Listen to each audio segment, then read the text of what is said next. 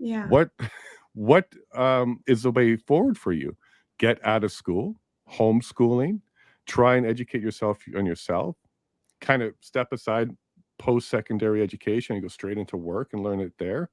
What is a path forward when this is what we got now? We got your parents, we got your school, and we got your government all against you on this one. Well, number one on a sort of an individual level is um, don't be afraid to speak up.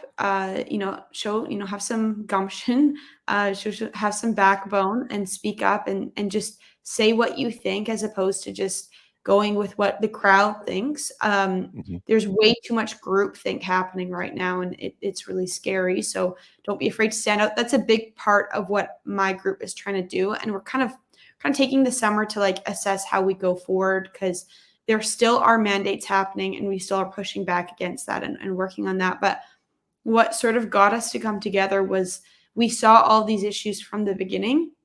And that's Right. what really connected our group as well. We're totally aligned on all these different issues. And we see that as sort of how we got to where we are now. Like, how come everyone complied during the pandemic? How come students didn't push back? Whereas the time it would have been cool to rebel against, That's right.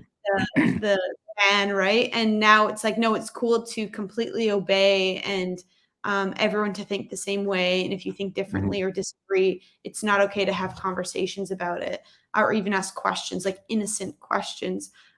So that's sort of what my group is moving towards, and we're trying to figure out the strategy to do that because we want to have more conversations about all these different issues and look at the whole thing because it's not just COVID and mandates. It's so many different issues that are kind of compounded and creating where we are at today. And then also with the institutions, I do think there's a place for universities. I think we need to get it back to what they were. Like, let's restore them to what they were meant to be. Because I do think they're really important. And I do think it's good for people to go to school and get an education and be around different people. Mhm. I was homeschooled for 1 year and I loved being homeschooled. I was homeschooled for grade 3. And I learned way more than I did when I was in public school. Just in that 1 year, I think I learned grade 3 and 4. So when I went back for grade 4, I knew everything for that year. So I do think, the public school system can be improved upon.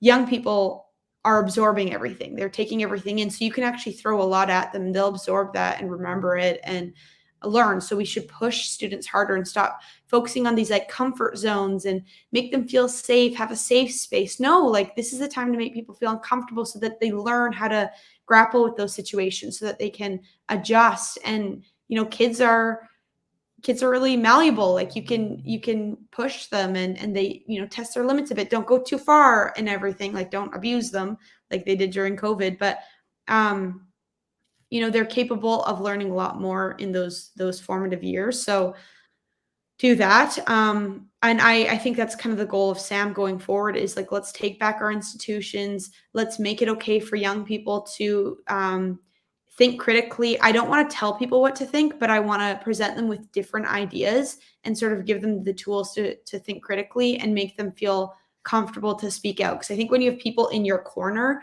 and you don't feel alone, you're going to be more um, comfortable and confident to speak your mind because it's like, oh, well, there's people here with me. So we want to show young people there are other young people who think differently and yeah, give them that alternative perspective.